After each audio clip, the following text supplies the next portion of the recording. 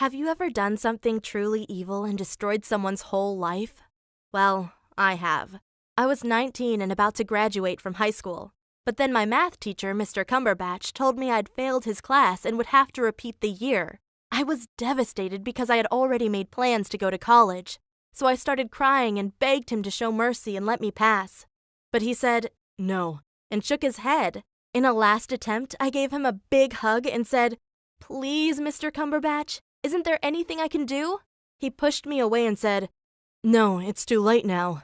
But I showed persistence and kept begging him, saying, "Please, please, please, Mr. Cumberbatch, isn't there anything I can do for you?" Finally, he had a change of heart and wrote down an address on a paper and said, "Okay, come here on Saturday, 6 p.m. We will do some math exercises, and if you do well, I will change your grade and let you pass." I gave him one last hug and said, "Thank you, Mr. Cumberbatch, you are the best." When Saturday arrived, I was very nervous. I didn't know if I was going on a date or if I was getting a private math lesson. But just to be sure, I dressed myself up. I put on my old school uniform, but made a few changes to look as exciting as possible. When I arrived at his house, he opened the door and said, "Come in, you're looking gorgeous today." I responded with, "Thank you, Mr. Cumberbatch, you're looking good too." We sat down at a desk and he told me to solve some math problems, but I couldn't focus. Mr. Cumberbatch was so close to me and I realized how attractive he was. I mean, I was 19 and he was only 10 years older than me. What turned me on the most was the authority he had over me. He could decide whether I would pass the year or repeat it. At one point, I just stared into his eyes and hoped he would kiss me, but I guess he was too nervous. So instead, I kissed him, and he liked it. Kissing my high school teacher wasn't technically illegal, but we still broke the rules of our school. A teacher-student relationship was strictly prohibited, but that's what made it so exciting. When we said goodbye to each other, I asked him if I had studied enough to pass the year, and he said, "You have worked very hard today, and therefore I will let you pass." I said, "Thank you, Mr. Cumberbatch," and gave him one more kiss on his mouth. This might shock you, but it was my first time. And because of my inexperience, I forgot to tell him to use protection. So 2 weeks later, I found out I was pregnant. I didn't mind, though, because I really liked Mr. Cumberbatch. The next day, I went up to him at school to tell him about the baby. I secretly hoped we would become a couple. But when he heard the news, he got angry and said, "You will go to the pharmacy right now and get the pill." I didn't like the way he talked to me. This was my body and therefore my decision.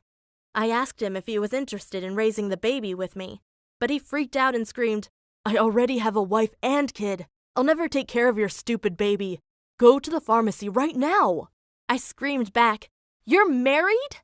And he said, "Of course, and don't act like you didn't know. All my students know I have a wife and kid." Wow, what a jerk! Not only did he betray his wife, but now he was trying to put the blame on me. I got angry and said, "I will keep the baby and tell your wife what you did." That's when he almost had a seizure and screamed right at me, "You won't do that." But then I had an idea. I knew I would keep the baby anyway, but at least I could pretend to make a deal with him. I said, "If you turn all my grades into straight A's, then I will change my mind on the baby." Mr. Cumberbatch was desperate. He agreed to the deal and snuck into our school at night to change my grades on the principal's computer. But 2 days later, on my graduation day, things went wrong. When my principal handed over my report card, he took a quick look at it and said, "There must have been a mistake." I immediately knew my plan had failed, and the next day I got my real report card, and my grades were terrible. The only A I got was in Mr. Cumberbatch's math class. I knew it wasn't his fault, but I was so angry, I found out his address and went to his house. A woman opened the door, and she was pregnant too. I asked her if she was the wife of Mr. Cumberbatch, and she said yes. Then Mr. Cumberbatch appeared next to her. He stared at me in a very threatening way. For a moment I had doubts, but then I looked straight into her eyes and said, "Your husband got me pregnant and he has no interest in taking responsibility for his mistake." I hoped she would get angry at her husband, but instead she got angry at me, screaming, "You bitch! You've seduced my husband, you dirty bitch!" Wow, if Mr. Cumberbatch hadn't held her back from me, I might not be alive today. I was shocked and went back home, but it got worse. The next day, she came to my house and used a golf club to break in through a window. My parents weren't at home to protect me, so I fled to the rooftop and called the police. They arrived in time and took Mrs. Cumberbatch into custody. 2 weeks later, she was sentenced to 24 months in prison. But this story gets even crazier. I called up Mr. Cumberbatch and told him we needed to talk. We met at a restaurant and I asked him, "How much child support will you pay me each month?" He responded, "I'm only a teacher. I don't make much money." But I asked again, "How much child support are you going to pay me?" He said, "Look, my pregnant wife is in prison and we both know she is insane. I will divorce her as soon as possible and I'd like you to come live with me. It will be the best for both you and the baby." I immediately said yes because I was scared of being a single mom. But after my daughter was born, I had to take care of both her and Mr. Cumberbatch's other baby. At first I didn't mind. I loved them both. But then I saw how Mr. Cumberbatch preferred his other daughter over mine. He spent more time with her and treated her so much better. Every morning he said to her, "Hey, sweetie, good morning. I love you so much." And then he completely ignored my daughter. I had to admit that she was the perfect child. Extremely beautiful and very smart, much smarter than my daughter. At age 2, she already spoke fluently. I often screamed at Mr. Cumberbatch, telling him to treat them equally, but he never did. At one point, I couldn't take it anymore. I went to a lawyer and asked him how much the father of my child had to pay me in child support on a $40,000 teacher salary. He told me to expect at least $1,000 per month. That was a good amount, but I knew I could do better. So I went to Mr. Cumberbatch and said, "I will move out, but I expect you to pay me $2,000 in child support each month." Of course, he told me he didn't have enough money to do that. But I continued, "If you don't pay me the money, I will tell the school authorities that you got me pregnant while I was one of your students. I'm sure they will fire you for that." He got angry and said, "How stupid are you? If I'm going to lose my job, then how am I going to pay your child support?" I responded, "You are demanded by the law to pay my child support anyway. If you don't, you will go to prison just like your wife." "You are insane. All you women are insane," he said. But I didn't care. I told him to get a second job, and we figured he could tutor kids to afford the $2,500 in child support. Meanwhile, I moved back in with my parents and life became much easier for me. Right now, my mom takes care of my daughter while I'm going to college. With the $2,500 Mr. Cumberbatch sends me each month, I have enough money to feed my daughter and party through the weekends.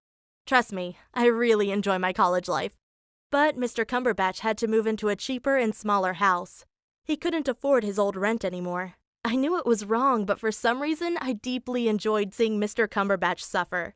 A few months later, I checked his Facebook and saw he was back with Mrs. Cumberbatch. I was still envious of their daughter. I didn't think they deserved such a perfect child. So one night, after I came back from a college party, I did something terrible. I put a bunch of photos of me holding Mrs. Cumberbatch's daughter on a USB stick, put it in an envelope, and sent it to their new home. I wanted to let Mrs. Cumberbatch know that her husband and I had been living together while she was in prison. I'd hoped she'd get angry and break into my house so the police could arrest her again. But this time nothing happened. And instead of giving up, I took it one step further. When it was time to receive my next child support check, I went to their home to pick it up personally. Mrs. Cumberbatch opened the door looking shocked to see me. I said, "I want to pick up my child support check in person." She said, "What are you talking about?"